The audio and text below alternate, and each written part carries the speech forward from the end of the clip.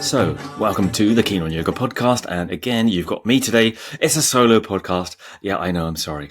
So currently, I'm in Turkey, in the south of Turkey. Well, near Izmir, so I guess it's in the south, I think. Correct me if I'm wrong. And doing a couple of days teaching, then heading to Istanbul, and then after Istanbul, we've got a lot of workshops this year lined up. Bucharest, Tenerife, Paris. No, we're not in Paris this year. But we've got a lot of them. So look at the website if you fancy catching up with me. A few retreats, lots of weekend workshops, and if you want me to come somewhere, and I haven't come there yet, just email me, and I'm sure we can make it work next year. Right? Totally open for invites to anywhere nice, anywhere that you think I would be well received. I'll be happy to come. Or not, even if I'm not well received, I'll be happy to come and cast the cat amongst the pigeons, as we say in English. That really, I'm a traditional Mysore teacher, but non-traditional at the same time. So anyway, I don't need to go further into my teaching. You can find that, if you don't know already, on the website or on the social media posts, whatever. Anyway, today we're going to talk about advice as a teacher, advice for a young teacher, but not necessarily young, as my wife pointed out, although she's not a teacher. We're not necessarily a young person, but a young teacher. Now, when I started teaching, I happened to be both a young person and a young teacher. So I was lucky in a way. What I didn't know. And so, in many ways, I was kind of quite confident to start with because, you're lucky if you don't know what you don't know. As I grew older in my teaching, slightly older in my years, because I started teaching probably when I was about 20. How old was I? 22 or 23, And at that time, really it was just like, and no one was teaching. And if you could find yoga, you were lucky. No one had done yoga in your classes. And so people would just say, oh, you're doing yoga. And you'll say, yeah. And they didn't even think what type of yoga or anything, It's like, they say, well, okay, would you teach me? And it just kind of rolled like that, really. So I did one podcast a few times ago on how I got into it, I think. And it was a serendipitous thing, which I didn't really plan to. If you didn't know already, I was a cook. I was a vegetarian cook. So I kind of boxed myself into a corner there, really, becoming a vegetarian and then becoming a chef. So my work portfolio was slightly limited. There was only certain London restaurants I could work in. And so it was lucky in a way. And now it's different, obviously. You've got higher end vegetarian restaurants. But at the time, there was definitely a limited career trajectory there. So let's say it was lucky I found yoga. But obviously, as I've talked to you before about as well, it was a lifesaver for me. Maybe not exaggerated. It really was something which turned my life around from going a bit downhill, let's say. Anyway, not talking about that today. Advice for a young teacher. So let's stay on point, Adam, and offer you a few ideas. Even if you're not a young teacher, these are things that have helped me. So stay tuned in, and we'll see where it goes. Well, first of all, as a well-known yoga teacher said to me once, behind all yoga teachers is someone with a bit of money or someone with a proper job, right? Which is certainly the case. And I have to mention my wife, Teresa, again today, that she had a proper job for many years, a corporate job. She worked, I'm not going to say where, but she worked a proper job, and she allowed me to be this yoga teacher who often wouldn't make much money at all. So it's really hard if you're just relying on yourself to make money. And I don't know whether I would have got to where I was today in terms of being able to have the time, luxury, and really being allowed to be myself, when I would have had the pressure of making a living and other yoga studios, which I didn't really, to be honest, I didn't really worry about them. I was really lucky because I did have Teresa. So, I know it's not possible for a lot of you, and you're relying on yoga for your income. And so therefore, you're kind of between two worlds in a way, what you want to teach and the way that you want to say things and the way that you want to be and the way that you feel, at least you feel it's, even if it's correct, or whether you're second guessing how the studio wants you to be and how the students want you to be, right? And we can fall between two stools here and not pleasing ourselves and, not necessarily pleasing the studio either, because, well, they're, they can be hard to please, can't they? Let's be honest. But yeah, I don't know. I mean, there's no easy fix to this. I probably, if I'd been on my own, let's say, I probably would have carried, which I did, in fact, before I was with Teresa, did both. I did my cooking and I did the teaching. And so therefore, I wouldn't have such a fear about trying to please the students. Of course, I think it's important that you do look to being effective and being pleasing for your students, because that's a litmus test about how you're translating your knowledge, how you're translating a tradition of general principles into specifics, right? That's all we're trying to do, is pass on very general principles, and they are very general if you look at them very carefully, i.e., concentration, moving your body with concentration, and maybe certain tricks in terms of moving your body with concentration to increase the effects. Like it's like a magnifying glass to increase the effect of that concentration and the energy, kind of compressing the energy back into your body. Right? But the whole yoga subject is kind of general, right? Like you're trying to do something better for yourself. You're trying to develop your consciousness. You're trying to become more these are all very ambiguous and general terms, right? So, in which case we're trying to apply them specifically to specific practical instances and specific individual people. And that's where we come in, and that's where you need your own flavor. You need to say it in your own way with your own voice. And, it's hard. It's hard because it takes confidence, and sometimes that's underpinned by financial worries and necessities, right? If you're doing it, as a profession, then there's bills to pay. So yeah, I'm not going to say it's easy, but there are always, there are always possibilities to try different things. Let's say, even out of difficult circumstances, and I've been in a number over the years. I've kept on, because I think it's easy to think, oh, well, this guy's here. He's got this podcast that's semi, well known, or whatever. But he's doing great. Like I bet he, always was lucky with the yoga. But I wasn't. I haven't been, and I have had my downturns for sure, and my upturns. And but throughout it all, I think the thing that just kept me kind of going and somewhat able to turn things around, so open-minded and willingness to try different things and keep trying different things, right? And not be afraid to stick my neck out for trying to be honest, genuine, and turning up as a authentic person in front of another person. That's ultimately what we're trying to do. And I suppose I haven't exactly gone through these in sequential order, my notes, and I have got notes these days. We've got this software called Riverside. Now, it's worth, if you're thinking of a podcast, worth looking at Riverside. But anyway, it's now got this thing on the top, which has got like a script. I put my script and then I never use it. I just waffle on. Sorry. So I could have been more structured, but I'm saying a number of things that I hope do hit home that, ultimately, what really people want is you to turn up as you, as a real person, and not as someone. I know, we could name names, right? Certain yoga teachers, because you see that everyone could be derivative, right? And even the best teachers, I noticed I was listening to some teacher the other day and thinking, well, I can hear shades of Richard Freeman in that, or I could hear shades of. Anyways, so it's easy to kind of hide or take on other people's ideas and even styles of presentation, but ultimately we just have to have the confidence to bear all. And that's scary, to just be in front of someone as yourself, because it's easy to hide behind a facade or a persona, right? But people want real people. That's all. I almost think it's in modern yoga, which is maybe a more practical, more practical landscape, let's say, than classical yoga, which is a little bit more esoteric. But in modern yoga, we really try to, we're doing it for the sake of this world and for the sake of integrating ourselves in this world and in our lives, in our relationships, in our material goings on, and so according to that, we're looking equally to do the similar thing as teachers, be real people in front of real people, and not enlightened beings, and not knowing everything. Just, genuine, honest, and somewhat caring, we hope. And I think, although I'm not sure that we could ever fully put ourselves in, to fully empathize with anyone, really, if we've got the ego identity going on, which I don't think we should get rid of. I think we should still have our ego identity going on if we're living in this world. But I think we can't, unless we lose that completely, we can't put ourselves in another person's position. It's always slightly hypothetical. But at least we can think about, things like, what is this? How was I then? I often think, given this instruction or giving this physical assist or working with this person and being like this, how would I have taken that? How do I appear to this person?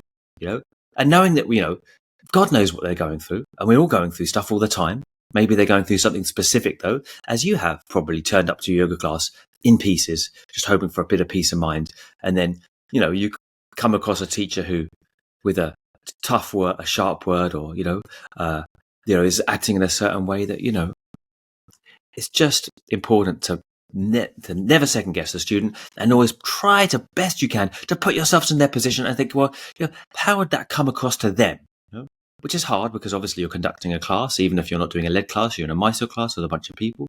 So that's difficult to put yourself in that position, but we have to keep trying. And that's really the thing that has kept me going, to be honest, as a teacher, because I can stand up in front of classes up to this day, and I've done it since 2001-ish, right? So, a stupid amount of time now, and you'd think, as I said, in a way I was more confident at the start, just being ignorance is bliss, as they say, not being understanding what I didn't know. So these days I stand up with a little bit more information, at least, and a little bit more experience, we hope. And I could be more nervous these days than I was at the start. So I don't think you'd ever necessarily stop having that nerves. And I don't think a little bit of nerves is a bad thing, because it puts you in the place of being alert, trying to make things fresh, trying to appeal directly, and motivates you somewhat, right? It makes, keeps things going, keeps things a little bit fresh, let's say. But, on the other hand, I don't think I could stand up in front of people and do this without knowing that the reason I'm doing it is that it's just helped me so much. So even if I kind of feel like we actually this idiot standing in front of you, i.e. me, I still feel, look, it's not about me. It's about the teaching. And if I can convey the way that I understood it to someone else, and they can get anywhere near or a segue towards what I got out of it, then that's great. So it's, I think that's the old cliche, I suppose, of putting yourself aside, isn't it? But, somewhat we can do that. Let's just say, well, it's not exactly about me, although you have to contradict myself here, say you also have to be able to do it in your own way. And when I first did a TT, I have to admit, and it was one of the first Ashtanga yoga teacher trainings that there was an offer. I think probably maybe the first one. There's a 3-year British Wheel of Yoga training, and that was in London, right? It wasn't in London, but in England. So that seemed super long at that time. 3 years, come on now. Anyway, John Scott in Cornwall was offering one that was like, I don't know, it was maximum a year. You went back 4 or 5 times and stayed a week or two and did his training, right? So I was a cook. I went down to live in Cornwall and took his training. And I have to say, after the second of maybe 6, I quit.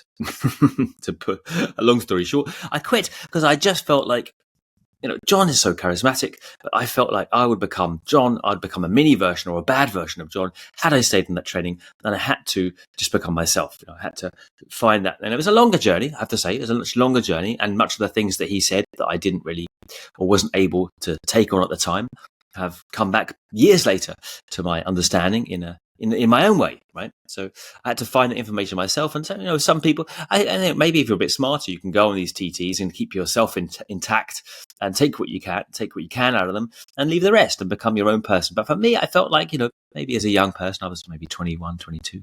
I felt like I would lose myself and I needed to go on my own and find this information out on my own. So I did this long sequentious journey to Purple Valley and to Crete and to Oxford. I went to Ian MacDonald in Oxford many times and studied with Richard Freeman there. So many teachers I went and try to get something out of, I suppose, let's be honest. And in the end, I realized that, I had to try and find it in my own way. Not to say that they couldn't be good guides as well, okay? Moving on then. Not knowing is actually your power. So I'll be a little bit sequential now. You can see I'm reading my script. Not knowing being a power, because it gives you context. If you don't know what you don't know, then actually it's a certain kind of wisdom in that, right?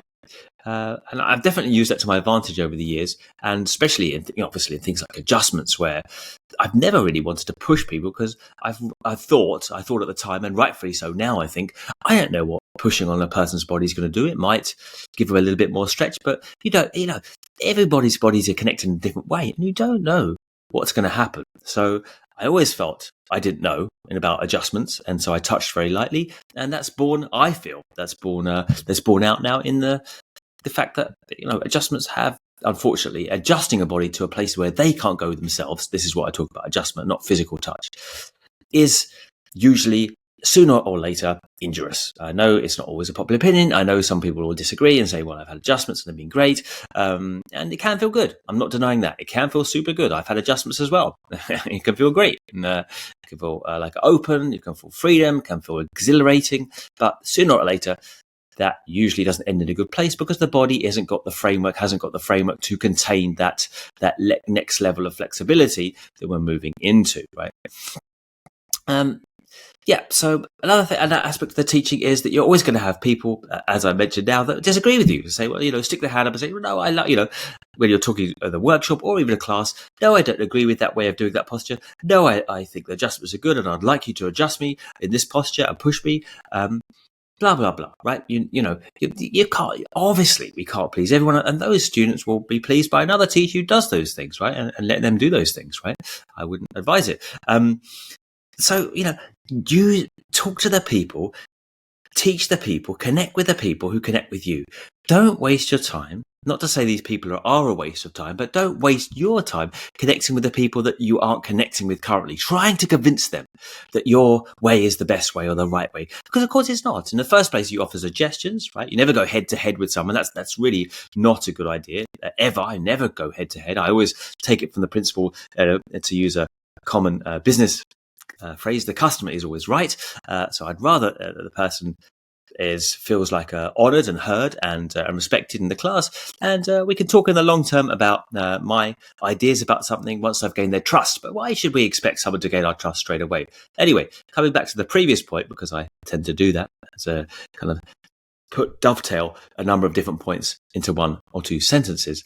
Coming back to the last point, which I don't even remember what it is now. No, to connect with the people in front of you, because we don't change people usually by arguing the toss with them. In other words, trying to convince them rationally and practically about why your idea is better or right. There's no right way after all. What are we trying to get after all? A greater degree of flexibility? Or why even to that? A greater degree of safety? Yes, certainly. But but some people, and I was one of them, you can't tell. I couldn't tell me that I was injuring myself for many years, and luckily I didn't do myself too much damage, to be honest. But I couldn't be told, and because it's emotional. When you move your body, it's emotional. People are volatile. I was volatile. Stuff comes up because you're moving your body, and you're not rational necessarily. At least in the yoga room, you're probably the least rational. And then the teacher's telling you this or that, and it's not a rational conversation usually. And so, as a teacher, you should probably know that and know that you don't change people's opinions by arguing rationally with them necessarily. Usually, yeah. I always do this. I find one thing that you can get the person that they want help with. Go to what they want. They want help with a certain posture. And it's usually one of the more, let's say advanced ones or, kind of exciting ones, right? Demonstrative ones, a pincher, a kapotasana, a leg behind head, a jump back, whatever, it's fine. Again, like I don't belittle these things because I was exactly the same. And so you go and you try and help them with what they want. If you can do something sensible and good there, and be successful with helping them a little bit towards what they want, then you're going to win their trust a bit, which is how human relationships work. Why should we expect it? I wouldn't want it any other way. I wouldn't want someone to come to my class and assume that I was the ultimate authority. They'd want it, and we should be, because no teacher is. I have to say, even a good authoritative one can't know what your body's like really. So you have to be the one who's in control and the ultimate authority here, whilst being respectful and considering their ideas. Yeah. So one, I offer suggestions, don't offer conclusions ever. It's always an explanation of the student. But the other thing is that to try to kind of convince them by finding what they want to work on and do it, and rather than saying, because my teacher Darby, I was going through much more than he would have thought was a clever idea, right? When I met him doing all advanced series or whatever, he didn't stop me. He just worked on what I wanted to work on, and having success with what I wanted to work on, I started to listen to the things that were more quote unquote boring, like how to do a Surya Namaskar, how to do a forward fold, all those things I thought I knew. So you get the person rather than going head to head and say, no, you should come back and do only this much yoga, and you're not there yet in your advanced series to do, if it's, listen, even if you might feel that they're doing themselves an injury, it doesn't really help if someone says, look, you're doing yourself an injury. That's not going to help. That's just going to give fuel to the fire, is it? So you try tactfully to help them where you can, and give them as much string as they need, help them where they can, and gradually you might be able to gradually coax them into helping them with other things. And then in the end, and it's happened loads of times, that in the end I've had a student and they're doing way too much really. They haven't got the foundations yet to do that much. And I hadn't stopped them, haven't disencouraged them, haven't told them that they're being dangerous or injurious to themselves, because that's kind of annoying to say the least. All I've done is help them where they wanted help with and gradually gain their trust. And in doing so, then they've started to say, well, what do you think I should do? How much do you think? Because we know in the end, I knew I wasn't doing anything. That's why I came to Derby in the first place, because I knew that those advanced series felt wrong, felt like just shapes. And I was ready to hear it, but not ready at the same time. We're complicated beings, right? So, don't be dogmatic. There's another point I listed on my little script here. Well, that's obvious, right? Because you must know, if you've taught for a while, even if you've practiced for a while, you've different opinions. They've changed, right? They do change. Like what I would have said 5 years ago, I mean, for one example that comes to mind directly is feet parallel and back bends. Someone asked me about this recently, and I think they told me that I said it before, I should always keep the feet parallel and back bends. Well, I've used that instruction. It's an advanced instruction. I've been given that instruction by my teacher, Darby, my Western teacher. Obviously, I've been to Mysore. Whatever. But anyway, I've changed my mind about that. For many people, actually, I actually say turn the feet outwards because you've got tight hip flexors. It's very stressful on the hips to keep the feet parallel. It's much harder. Turning the feet out gives more space at the sacrum. You've got a natural rotation of the femur and the acetabulum, so you can use that. For many people, that works for a long time, much better than the feet parallel. So just a small example of something that I was very, very specific on, telling everyone to do that, And the other thing is, which is kind of does fit in here, is that you teach from where you're at. You teach from your own experience. You teach from what your own body conveys to you, and you're teaching from privilege, aren't you? If you're a yoga teacher or anyway adept at, if you can do a primary series, let's say, you're the 0.1% of people with the most natural ability, flexibility, let's say, in your body, and you're teaching from a point of privilege. You don't understand, we don't understand from that point of view how it feels, usually, without a lot of work or without an accident or difficulty in our lives, to be in a place of less mobility, less openness, let's say. I don't like using that word really, but so yeah, it's hard, but keep trying to open your mind, look at people, and just look at. The thing is to try and look at someone directly without the filter of they should do. Just trying to take that out of the equation first of all. Your normal instructions, and then just look at actually how their body's moving. And sometimes you can come, if you wipe the slate clean and you're really with them without all the backlog of all your information, all the things you've been taught, all the things that work for you, you can actually look and you can say some funny things that might surprise you. Honestly, I'd say some funny things like, actually, why don't you just turn your hands in now? Or, things that I would think, that's not right. Like if I'd heard that, I think, but for certain people, it works. I've said some weird things before. I would never usually say, on a pragmatic level, if I saw that on a kind of explainer on YouTube, I'd think, oh, that's weird, But we're all so different anatomically, and at different stages, different instructions might be relevant, right? So for one person at a certain time, right, are they starting off? Certainly, the hips should be turned out, rotated externally slightly, the feet turned outward slightly. You might give more space, but gradually, then maybe they turn the feet in over time. So, or for Baddha Konasana, I always say this for Baddha Konasana. First of all, as you're coming into Baddha as a younger student, you would externally rotate the thighs, so they're rolling backwards, and then once you're in the posture, certainly as a more adept student, you're actually rolling those thighs forward as you pull back with the body. So it kind of reverses in a way from, and depending on what level you are with the practice, with your body. So main takeaway point there, probably, trying to clarify what I'm saying, is that, be aware that you're teaching from a place of supreme privilege, most probably, that you are, even if you're not flexible within the Ashtanga community, because that's the 0.00001 of percentage of people, right? You've got a skewed sense of perspective there already. You're certainly flexible considering your friends and your relatives, right? And your cousins or whatever, in terms of your body. So yeah, it's not easy because you've got blinkers on, most probably, right?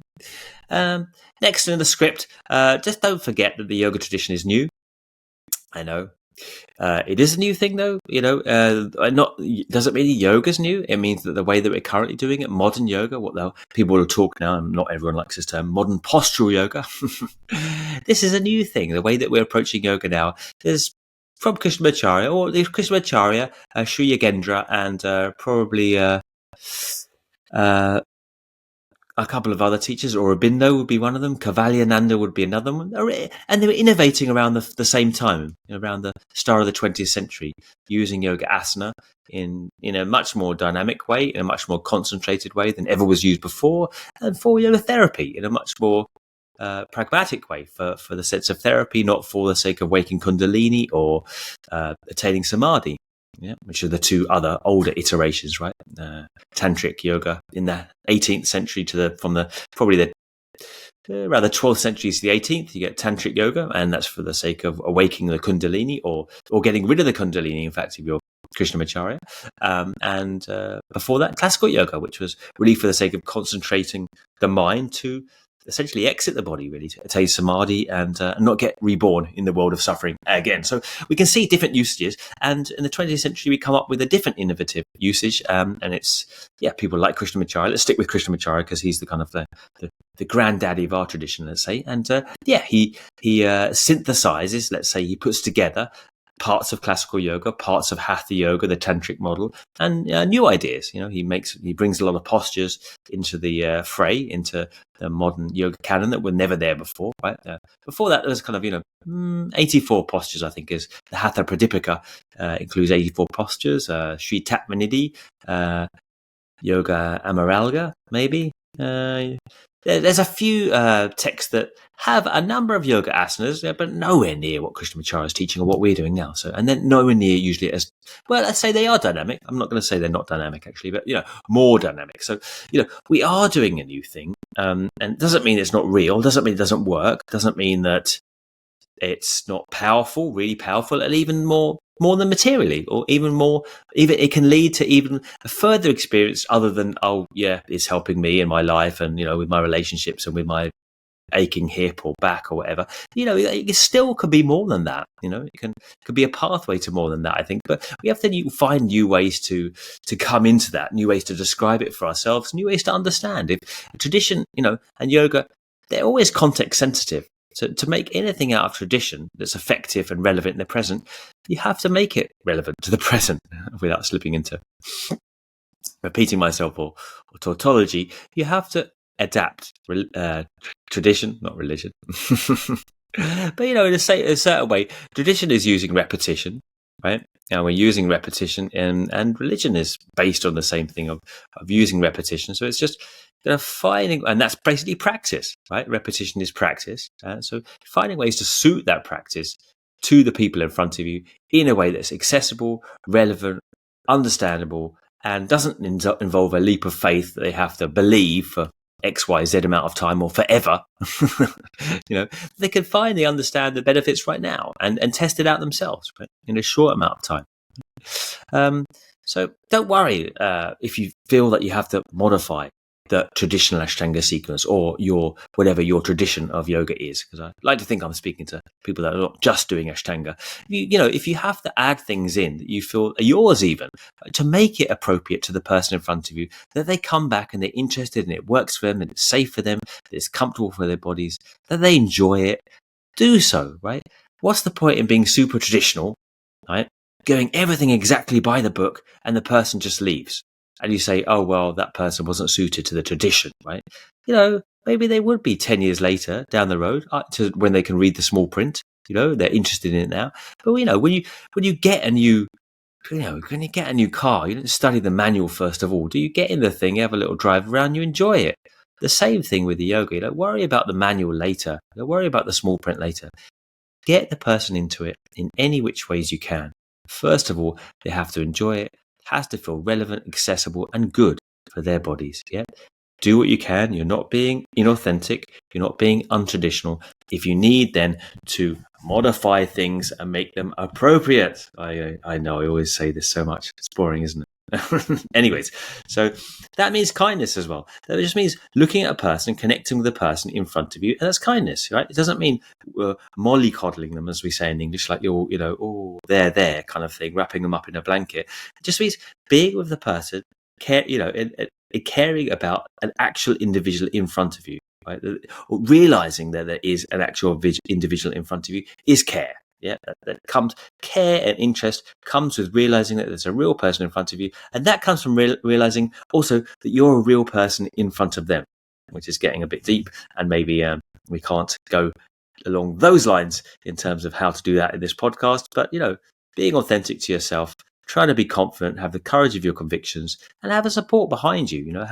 Have a support network so you feel that you can be yourself, even if that means taking a part-time job so you don't feel you have to rely on the yoga so much, or finding a mentor. Like I mentioned in a post recently, find a mentor that it doesn't have to even be a yoga teacher, but someone you can go to and speak to regularly. I used a therapist for years, talking therapy, or acupuncturist as well, someone you can be with, that you can feel like cares for you, or allows you to be for a while, right? Even though I wouldn't say, a spouse, a partner, a friend, it's a bit difficult because it's not impartial then. So I'd choose someone, even if they weren't a yoga teacher, that could be impartial. Yeah. Yeah. So being kind is much more important than being right, having all the information, getting your message across in exactly the right way, conveying the Ashtanga tradition in exactly the right way. Being kind.